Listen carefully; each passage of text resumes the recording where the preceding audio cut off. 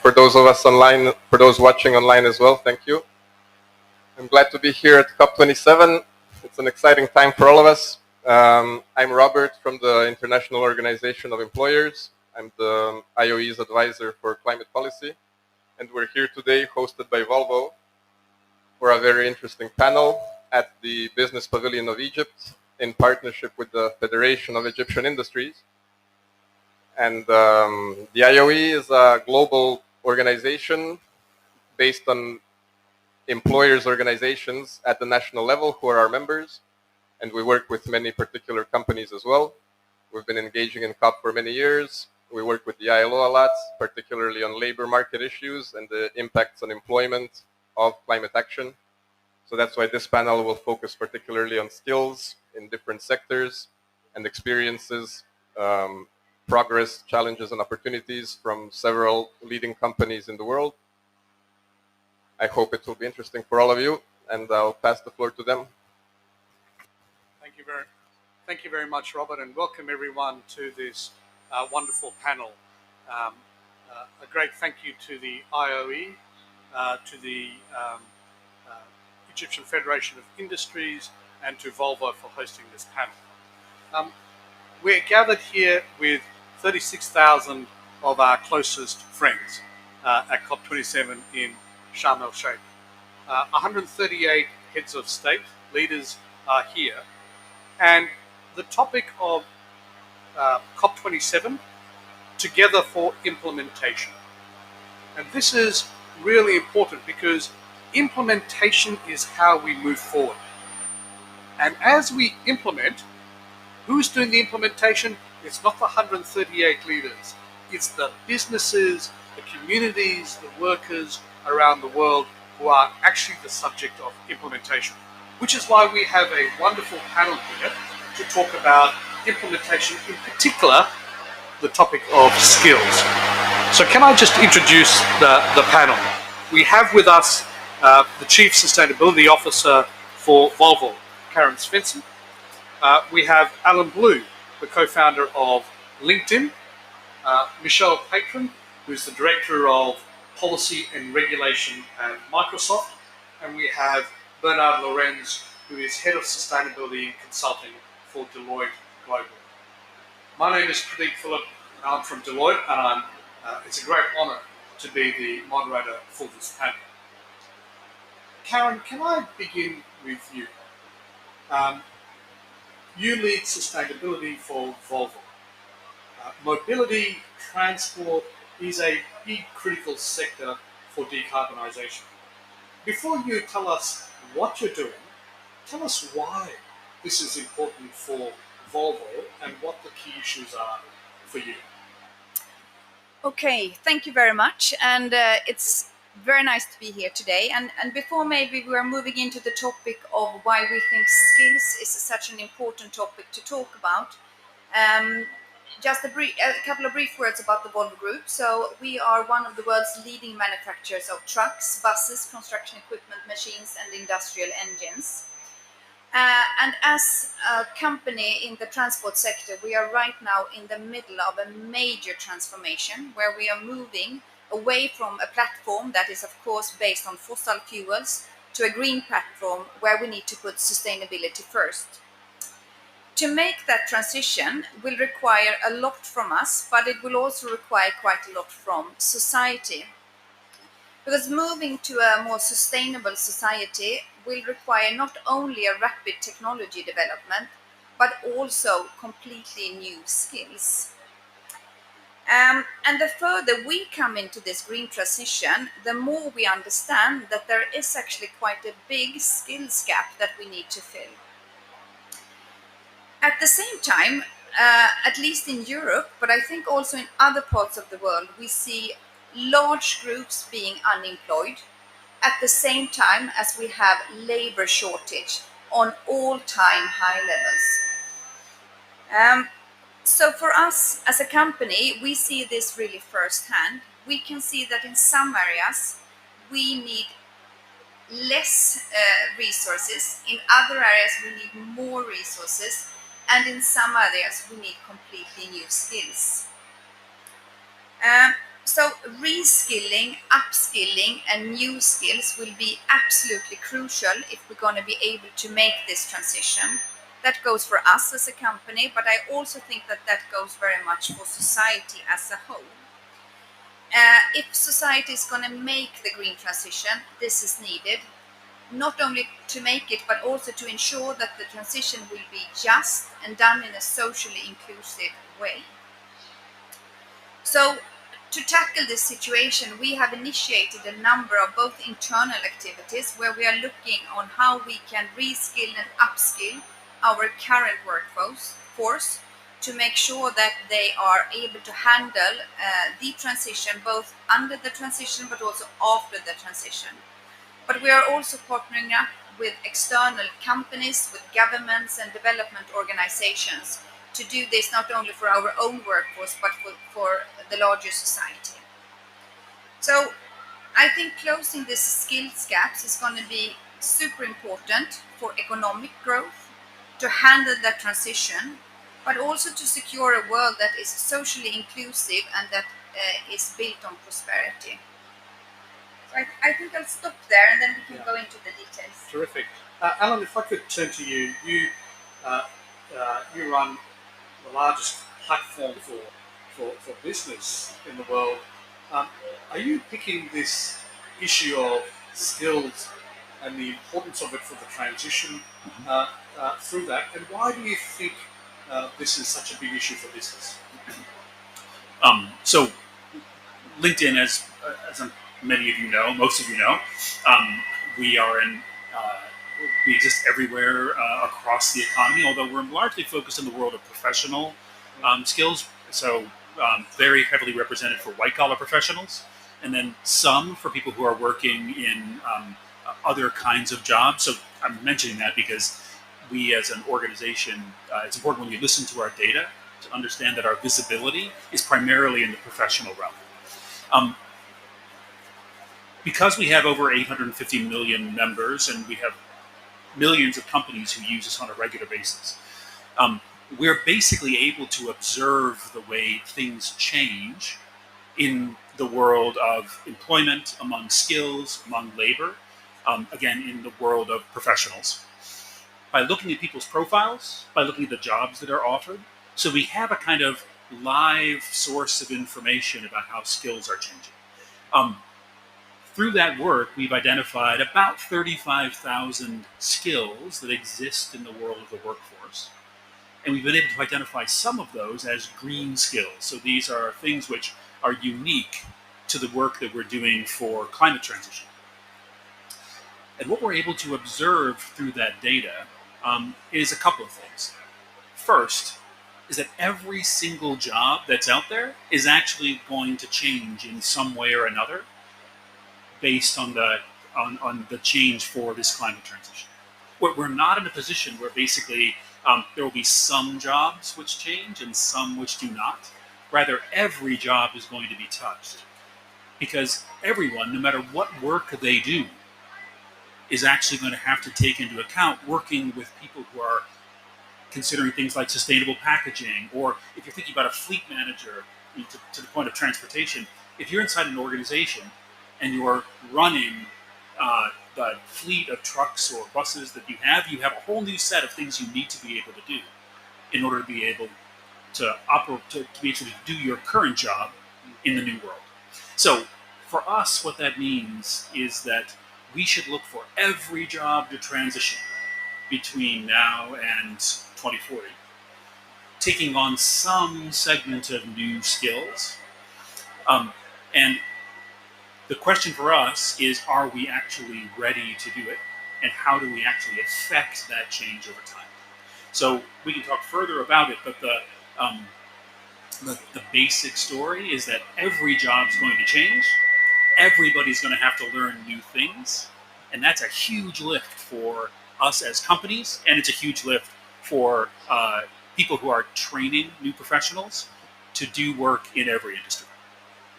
Michelle, you run policy at Microsoft, and I could, please forgive me, but is code green? How does skills play a role, and how does decarbonisation, how is that meaningful for a company like Microsoft? Thank you. For Microsoft, it's pretty simple. If we don't have a sustainability workforce, we can't achieve our climate goals, but it's even more fundamental. If the world doesn't have one, we can't achieve our climate mitigation and adaptation goals.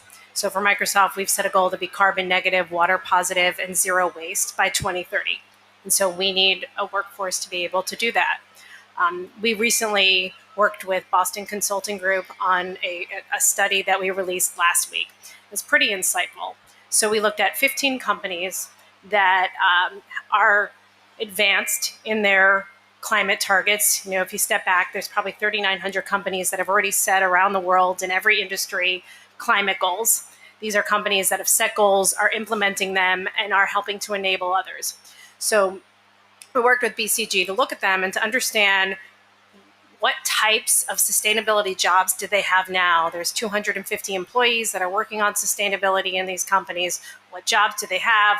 What skills do they use? And where do they acquire those skills? And what we found was over 68% of these jobs are homegrown. So these are employees who worked within their companies and then shifted into sustainability roles. Only 40% of them had been working in sustainability for 3 years or more. So many of these skills are learned on the job, which is a fantastic way to solve an immediate problem, but it is no way to be able to scale to solve the global problem that we have. And so in the report, we also talk about the types of jobs that we're observing, which are really, you can place in two big buckets. One are new jobs, new sustainability jobs. So for a company like Microsoft, we now have employees that are doing carbon accounting, right? They're counting all the carbon in our emissions and our operations, our supply chain. They're tracking the different regulations and standards. They are disclosing them in sometimes regulatory settings or involuntary settings. Another type of job is carbon removal procurement. Part of our goal is to remove carbon, and now we need, just like renewable energy procurement, we need teams that go and buy and source carbon removal projects. So that's one type of job. The other types of jobs, as Alan mentioned, are kind of jobs that have sustainability overlaid on top of them. So for Microsoft, think about a hardware engineer or designer that's making an Xbox or making a Surface. They're still having to design the hardware, but all of a sudden they're having to put sustainability considerations and source and design with sustainability materials. Or our procurement folks. You could take it a little bit lower and think about someone who works at a cafeteria in a corporate setting, and instead of cooking with gas, as we shift our kitchens to electric, are now having to learn how to cook with electric. Or the same thing with someone that drives the fleet that we have at Microsoft campuses has shifted to electric cars. So all of those types of skills, these are skills that basic skills or basic corporate skills, but now have sustainability overlaid. So the report also talks about recommendations, which I know we'll get to later, but this is a fundamental issue for Microsoft. It's a fundamental issue for any organization and any company that has set goals and now needs to execute against them. So, Bernard, we're hearing that, for the automotive sector, this is big. For professional workers, every worker is involved. We've just heard from Microsoft how transformative this is for the workforce. Sometimes such large-scale change can sound a bit scary. It can sound difficult. Is it really that difficult? Are there things that you are seeing that people are doing that makes it a lot easier? Thanks, Pradeep. I would love to follow up on all three comments. Obviously, it's scary, and we wouldn't sit here if it wouldn't be scary, because people are afraid of the change. And if we look at the most mature economies who are going through this transition process, not only because I live in Germany, because I was, part of many administrations doing, I think, very smart industrial politics in Germany, we can see that already there, this is a challenge for the whole transformation. And if we look at, and I like Alan's comments about professionals and the reach, the great opportunities we have for professionals in this space, and the change of jobs. And I completely agree with all your statements earlier about the massive challenge that means also for professionals. If we look more in the, as I call it, green collar sector and on the workforces that are affected by the change in companies like Volvo, not like Microsoft, but like Volvo. If I look at the German OEMs that are changing rapidly into the all-electric world, as I call it, there is a lot of noise at the moment. And I think unions, at least in Europe, it's a different picture in the US. Now with Biden, it's also interesting to look there. But particularly in Europe, play a major role and can become a player that we have to take seriously on our way. Because we have to be honest. Of course, there's anxious and afraid people looking into this transformation. We always have this. And there will be hundreds of millions of jobs affected. I mean, if we look at combustion engines, the suppliers, there will be many suppliers that will not exist anymore, at least in the way that they were used to deliver parts of engines that were built into combustion engines. And this is something we have to deal with. I think it's worth looking into those mature economies who go through this transformation process first. At the moment, Germany, one of them. I think Volvo is an excellent example, and you're doing a fantastic job in also foreseeing the development after 2030. But we have to be honest, different from the professional world in the green color world, as I call it. And we came out with this wonderful study today where we look globally and this transformation. Maybe we speak about this in a moment. There will be massive change, and we have to give an answer to this and find strategies to deal with this. Can I continue your theme around auto, Karen, to bring you back in? You have this dilemma of jobs in your business that are now vulnerable, and yet you need enormous amount of competence. So in a practical sense, you have people who have been loyal, who've worked, who understand the business of Volvo. You want to retain them, but you need to retrain them. Practically, how are you going to do that? What are some of the skills that your workforce now needs to acquire that will make Volvo sustainable in the future? Yeah, I just wanted to start by picking up on one of your comments with regards to this being scary, that people might not want to change, or they are at least a little bit afraid about the change. And I think one thing that is very evident throughout the complete transition is that we need to be much more transparent about what's happening than maybe we have been in the past. I think that goes for our workforce. So we try to have a very close dialogue with our workforce, together with the unions when that's relevant, really to have everyone on board, because we want people to think that this is a good opportunity. We want people to understand what's happening, but we also want to be transparent in what kind of skills we do need. So we want to ensure that we can actually make sure that we can reskill or upskill the ones that are already employed by us. I think if we look upon just from a production perspective, we have a modular way of producing our trucks today. So we can actually produce a conventional diesel truck and an electric truck at the same production line, which gives us huge benefits from a worker's perspective. So maybe a little bit less of stress. We are also looking very much into, you were mentioning the combustion engine. We have, for example, a big engine plant in Sweden in a region, and we are now planning to build a battery production facility in the same region, even though so the competence will be a little bit different. But I think we are trying to do certain things to both have people on board on this journey, but also to make sure that we can reskill and upskill people as much as possible. Then there will be difficulties. I think that's true also. And there will not just be enough of competence in the time frame that we will need them. We have a huge transition in front of us just the coming 8 years. Today, the numbers of electric trucks, for example, on the roads are still quite low. In 2030, our target is that 35% of everything we sell should be electric worldwide. So that transition and what that means from a competence perspective is just enormous.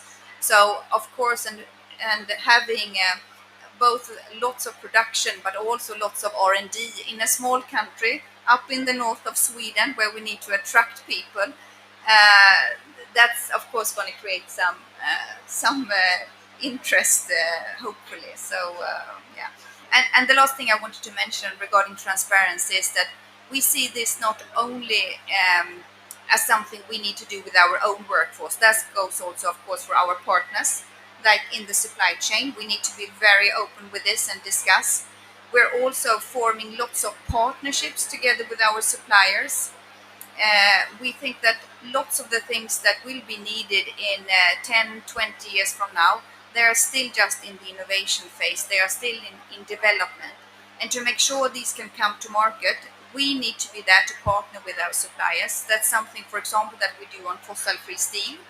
In order to get that to market at a competitive price, we can't just say to our suppliers, please do this for us, and then we'll see. So we need to partner, and I think that's also where it's important to be transparent, and not the least to be transparent with our governments.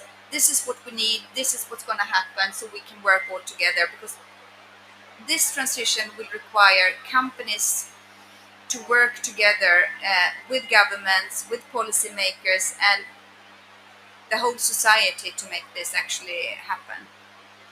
So often when we think about, skills, we, in answering the question of who's responsible, who pays, it is either the benefit of the individual to acquire skills for their own benefit, or for a company to train. But Alan, you talk about all workers having to kind of transform and learn. And Karen, you talk about this new partnership. Are there ways for employers and workers together to participate on platforms like LinkedIn in order to acquire new skills and transform? And how do you approach the question about who should be responsible? Yeah, well, it's a really important question. So one of the things which is obvious from looking at the data that we have is that there are winners and losers already in the world of green skills. And the winners are kind of the people who are on the panel today and the companies that we work with. So we have the wherewithal, we have staff who actually can make these things happen. We have deep understanding of what actually needs to be done, or at least as deep as out there. We represent a very thin layer of companies at the top. So in order to be able to make the transition we need to make, we need to look far deeper in terms of the people who are actually receiving this transformative training. Right now, the largest concentration of green skills in the world is entirely in G7 countries. It's entirely among the best, the most successful companies, the ones who've been able to make investments. And the flip side is that there's very little presence of green skills in developing countries. And that imbalance, which we see in so many things, is actually going to be an imbalance which makes it extremely difficult for us to achieve the fair transition, the just transition that we want to make. Every place in the world has different mechanisms by which training actually occurs. So everyone stands back in awe looking at the way that people in Germany and Austria and Switzerland are trained through sort of long adoption of almost guild-based apprenticeship models, which are easily leading the world. We look at the amazing things that happen in Singapore. In the United States, it's a different thing. Here in Egypt, it's a different thing. There's no one-size-fits-all for the way that we're going to actually make this happen. The only potential leveler that is actually out there, which has not existed in the past, is online education, which is something that we haven't really seen at scale before. But the pandemic was awful in almost every way, except for the fact that it made online training, online meeting, and many other things respectable. And it pushed many companies, including ours, to reconsider the way we think about skills and training, the way we think about certifications, the way we think about readiness for employment. It's actually accelerated our already existing efforts to make sure that skills can be represented instead of degrees, and that basically taking advantage of online education can be as valuable in some cases, not in all cases, but in some cases, taking advantage of real world education or on the job experience and training. So we have this new capability. It exists inside companies. LinkedIn provides some of those things. It exists in universities who are providing training remotely. It exists for companies who do purely online training. That is potentially the biggest innovation which could actually help us get out from underneath this horrible inequity in terms of the availability of training worldwide. But Bernard, you've been party to a lot of these discussions about just transition. You know, you've been to many COPs. At this COP, loss and damage is a big issue, all centered around this question of inequality. In terms of skills, Alan's talked about one of the levelers might be online. Any reflections from you on online for skills development as a way to drive just transition and bridge this divide between the North and the South? Great question, and Alan, I really think it's a great point that you're making. We're discussing this for a while, you know this. I mean, the question of massive online courses and the use of this and the impact of this, obviously we have a huge potential, but at the same time, as you also know, we have this big digital divide and we have the problem of access. And so I think we have to continue work with this as part of the solution, but we don't have to look in the global south only to see how big the challenges are. I live in Berlin, Germany, 100 miles eastern from my hometown. We are in Poland, and if we look at the transition of workforces in the coal sector, there will be no jobs for them. Let's be honest. There will be a way, and we've gone through this in Germany, and we go through this in Germany in the next 5 years. You can retrain, you can work a lot online, but have you been in a coal mine city in eastern Poland? I mean, I've been there in Katowice on one of the last COPs. That's a different talk. That's not the professional area, and that's exactly what you refer to. You say, at LinkedIn, that's why I think you have a major role to play. You train the kind of multipliers on the top and make them aware of the issue. But then we have to go really down into the sectors. And the sector that will be transformed are the suppliers of Volvo and are the coal miners and all the other sectors that we start now within the northern countries.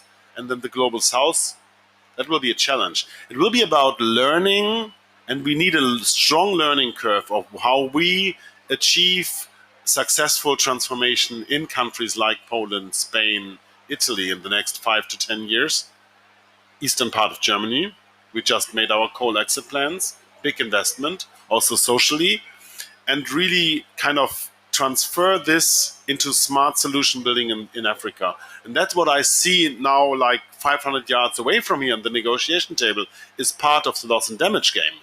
How can we really transfer the experience that we have here? And that was part of my experience in the negotiation game years ago. How can we transfer this to the global south without being in this position of teaching you how to do something, but sitting together and cooperate and make it a learning game and a winning game for all of us? And that's something where you can play a major role, I think.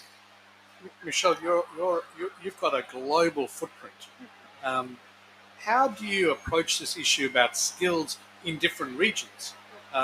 Because clearly it's important commercially, but also in terms of the social aspects of the regions in which you work. Any reflections on that? So I want to start by picking up on this comment about the digital divide, which is such a critical issue. And in many ways, the issue of digital skills and sustainability skills are both parallel and overlapping.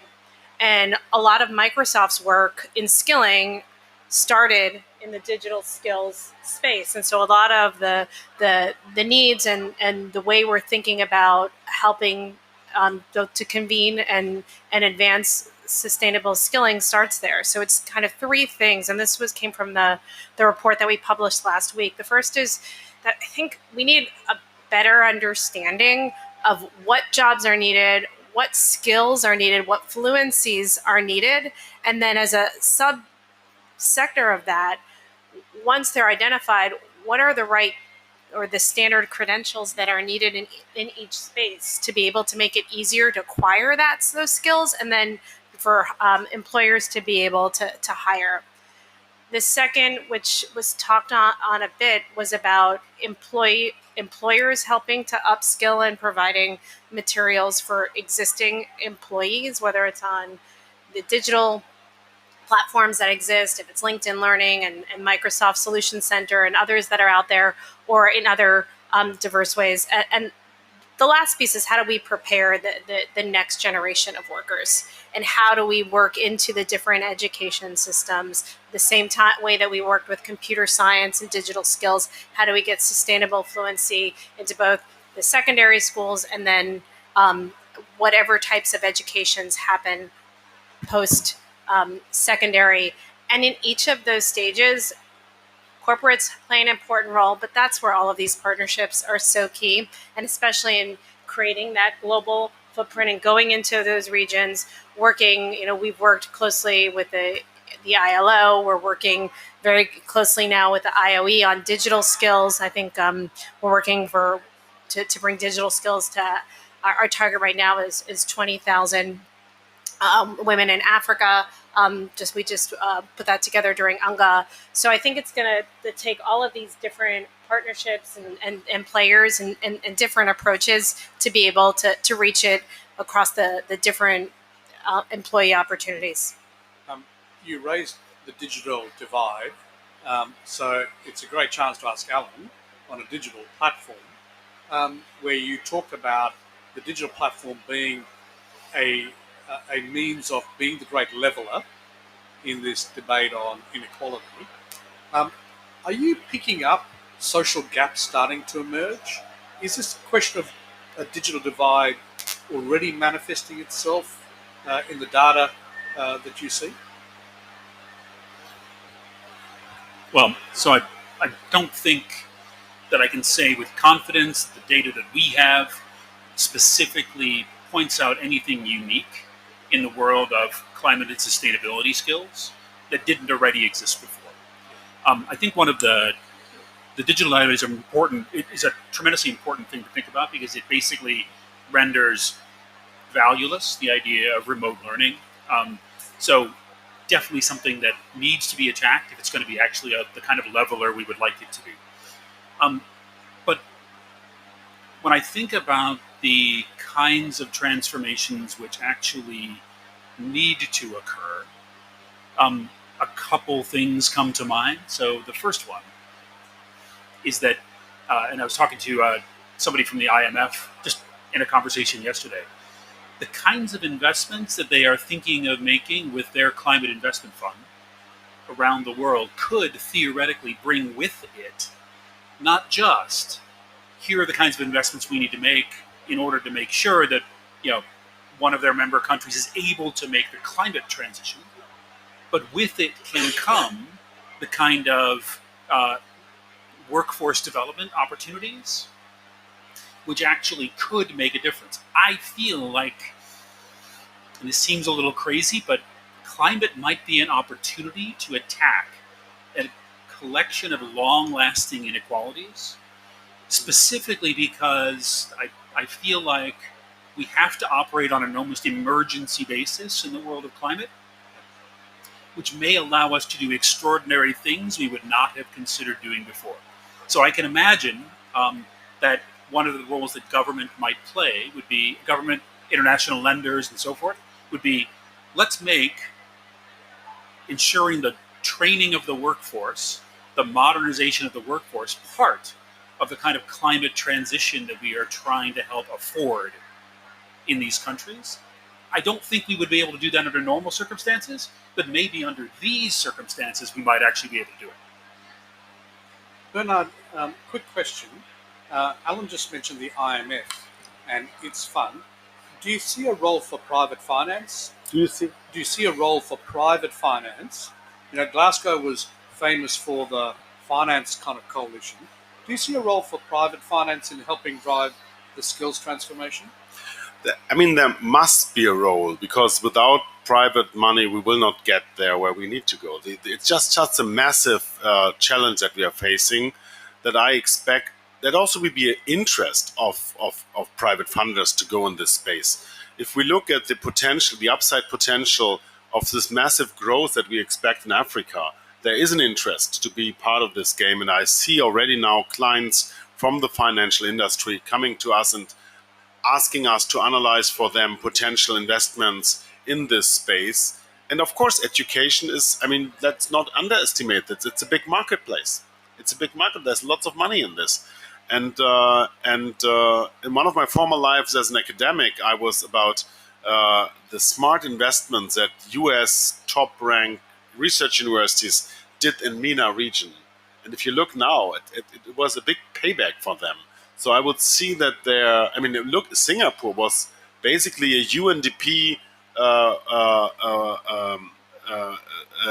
education project in the 50s, 60s. Now it's where we are, and I think this is the role that we need financial institutions and investors play. I think we will see a lot of cooperation in this space because there's a lack of course, knowledge and skill set in the financial industry to really understand the mechanism of those global southern developments. But if we look, for example, in the way that Achim Steiner is positioning UNDP now as a global think tank for this transformation in the global south, that's a fantastic potential partner, and he's already partnering with financial investors in the private field. Karen, we've talked a bit about Volvo itself, but Volvo exists because it has a great relationship with its supply chain, and the footprint of that supply chain is global in nature. How do you think about skills and the things you talked about in terms of that supply chain and the global footprint of Volvo? I think that we can talk about our. Maybe we should talk about rather our ecosystem that we need. I think we can talk about skills in the supply chain, but we can also talk about skills more downstream. So skills for our customers. So if we start in that end, we see lots of needs when it comes to drivers, mechanics, etc. So now we are maybe not talking about the same types of jobs that we have been talking about before, but super critical. We all know that transportation is key for society. We will not be able to make it unless we have trucks and buses, construction equipment to build cities, and we have a big lack of drivers all around the world. So this is actually a part where we have tried to work a lot, and then also in Africa. So we have since almost 10 years been doing vocational schools in cooperation with UNIDO and some of our customers in that space. So for example, we have a vocational school in Zambia that has been running for quite some years. We see that we have good progress. We see that lots of the persons that go through these schools, where we can send trucks, we can send trainers, we can really make them skilled in what they need, either as drivers or mechanics. We see that they have very good opportunities to get jobs afterwards. So I think almost 80% of them that leaves these schools get a job afterwards. And we have also had a special focus on women in this. So I think that's one part of the skills that we actually need to work with. So then, of course, also on the supplier side, and there I think coming back to what I said earlier, there we need to be very transparent and we need to work together, because we are as dependent on the suppliers as they are of us. So we need to work together. Of course, there will be suppliers that today are focused on topics and areas and components that will not be needed in the future. But I think there will also be lots of our suppliers that need to transform, and many of them are, of course, already doing that. And there we are working very closely together to see what is needed to be done in order to move in the right direction. You know, you touched on this really interesting thing about not just suppliers, but downstream your users. And I think that's a untapped area in the discussion. And I wonder, Michelle, if you and Alan want to comment on that idea of downstream users and the role they play for your own organization? Sure. I mean, happy to start. So, it really for Microsoft and our sustainability goals, it starts with the targets that we made. And when we made our target to be carbon negative, that is across our operations, it's across our electricity use, and it's across what we call, the wonky carbon math of scope 3. Scope 3 for us is both everything that goes into making our products, and then everything that goes into when all the carbon that comes from our customers using our products. So we've been thinking through a lot about how can we drive and encourage and enable our customers to use products more efficiently. That's something that we can control on our end, and how we build in increasingly different, the most advanced energy efficiency usage into it, different types of features that we can build into how the computer turns on, what happens during Xbox when it's not being used, all of those different things, and the information that we can provide to our users about the electricity grid that is being used, that is being generated when they use our devices, so that they can make more informed decisions about their carbon emissions. I mean, that's an informal skilling, if you will, but it is an awareness of understanding what is available, what actions can be taken in order to be able to help both their carbon footprint and Microsoft's carbon footprint. Alan, any thoughts from you? Well, so for me,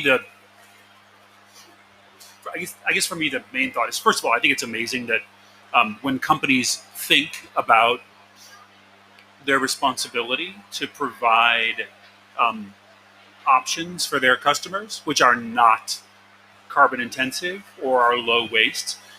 The reality, I think, for all of us is that we live in the world we live in. Most of us do not have the opportunity to choose between many products, some of which are green products, some of which are not. We basically buy the stuff which is in front of us, and that's the stuff we have to use. My ability to have a direct impact as an individual in the world of climate is limited by the choices that I actually have in the marketplace. So when a company like Microsoft, my favorite fly, when a company like a Microsoft makes a decision to build a product which actually takes into account things like energy usage and basically provides customers with an opportunity to use a product which is green, and because it's Microsoft doing that at scale, that is a tremendous contribution, because you're essentially reshaping the economy and the options that are in front of individuals, allowing individuals to make a difference. So one of the things that I would always call upon a company to do, and LinkedIn indeed, but other companies as well, is if you have an opportunity to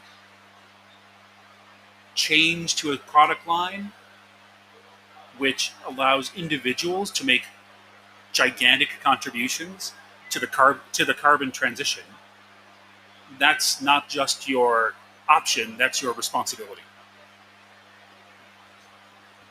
So can I, as we come to the back end of our session, I want to ask some general kind of questions about your sense of optimism, both in the here and now for this COP, but also for the next 5 years, particularly our ability to make this transition, the role of skills being the great leveler in dealing with a just transition, and what it is that you think companies will need around governments and regulations to minimize the cost of the transition. So that's kind of the closing set of questions I wanted to pose to each of you. Karen, can I start with you? I think you need to be an optimist. The alternative is not very attractive. So I think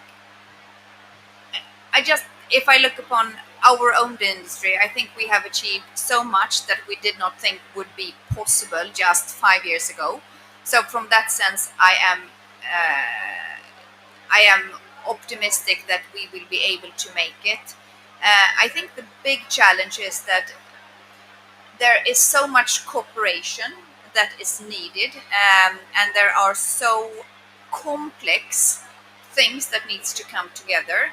Um, so it's a little bit hard to set sort of the clear path. We can have our targets, we can have our roadmap, but we are so dependent on others. And I think this is very much what Coop is all about, to make sure that we get governments, business, and all other needed stakeholders together. And I think if we can understand that we are dependent on each other in different ways, and that we are willing to work together, we are willing to be transparent, and that we are also willing to share a bit of risk together, I think we can go quite far in this.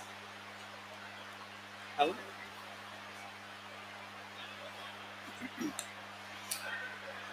I think the most important players who need to take action are essentially the owners of the millions of companies who need to make the transition. I mean, I don't think I'm overstating it that basically companies hold most of the keys to the transformations that we actually need to do. So for me, what that means is companies like LinkedIn, companies like Microsoft, those of us who provide services to businesses must provide those services which help those companies embark upon the transition and then successfully make that transition work. And we need to make it possible for tens of millions of companies to make that shift. And it's a big area of focus for LinkedIn in the future. How do we make that more possible? But anybody who is providing resources for other companies to help make this transition needs to do so right away. Because these are business changes. They take time, whether we want them to or not. So we need to get started. Michelle, your turn. And just following on from Alan, is this a great burden of responsibility or a great opportunity? It's both. It's both. Look, the task ahead is immense, and the gap for where we need to go continues to grow. So there's a lot of there's a lot of reasons to be pessimistic about where we need to go. We are also facing tremendous headwinds in the world, particularly when it comes to energy and food, and a lot of these, that's going to make the near-term progress even tougher. But at the same time, the actions that companies are taking, the actions that governments can take at this moment in time can make the long road easier. And so, this is an important COP. We're having conversations at COP that have been kind of shoved away. So we're finally talking about the hard things. We're finally beginning to take action on the hard things. So I think that I am optimistic about where we need to go by 2030 and 2050, but knowing that the next 2 years are going to be pretty rough. I'm happy to follow up exactly what my new friend Michelle just said. That this goes back, of course, to many common experiences we have on both sides of the river, right? And I also agree completely, Alan, that it needs companies now, and it needs services for companies. And I think the role that we as a professional service firm can play is really accelerating this change by providing solutions and bringing a solution that worked in one country to another country, from one branch of industry, or at least within branch of industries, globally. I would like to make two final comments, both on reflecting what you, Michelle, just said about the short-term challenges and the long-term perspective. First, I think it's on us to understand that it's really about speed and scale now. We know what to do. We know how to transform the mobility transportation sector. We know how to transform all the energy costs that we have in the IT sector. It's really about speed and scale and doing the right thing. And that leads me to my second comment. For this, we need strong standards. We need as strong standards as we can get. And I think at least regionally, maybe some globally. And I always quote my dear friend Hal Harvey, who says, strong standards make strong companies. So I'm a big fan of having a global policy circus like this year, like G7 did, like G20, hopefully, knock on wood, will do later this year, identifying standards, negotiating standards, and agreeing on standards that will lead industry through this transformation, which, and that's my final comment, final comment, in the next 3 to 5 years will be kind of a death valley where we have to go through, right? And then we can see the light of the West, and I'm happy to do this. Thank you. So it's interesting. Activism and movements are never usually associated with the corporate world. And yet, I think from our discussion today, we've seen businesses being active, calling for action, and we've seen in our discussion that we can't go it alone. We need to be part of an ecosystem. We need others to also move with us so that we can build momentum for speed and scale, Bernard, as you commented. And here we are at the first African COP. And so the question about how people move together with us is really sharply in focus. But what we've heard from the panel is that the task is not insurmountable. Often when we talk about climate change and sustainability, the numbers are big, the time horizon long, and the speed and scale with which we need to move really sharp. And sometimes that can be overwhelming. But I think what we've heard is that this is doable. And I think that is what underlies the optimism from each one of our speakers here today. And so with that, I want to conclude our session to thank each one of our panelists for sharing their wisdom and to the IOE, the Federation of Egyptian Industries, and to Volvo for hosting our panel. And particularly to everyone here today and also online, your participation, ongoing participation in implementing change is how we'll actually achieve change. So enjoy the rest of COP, and thank you very much for joining us.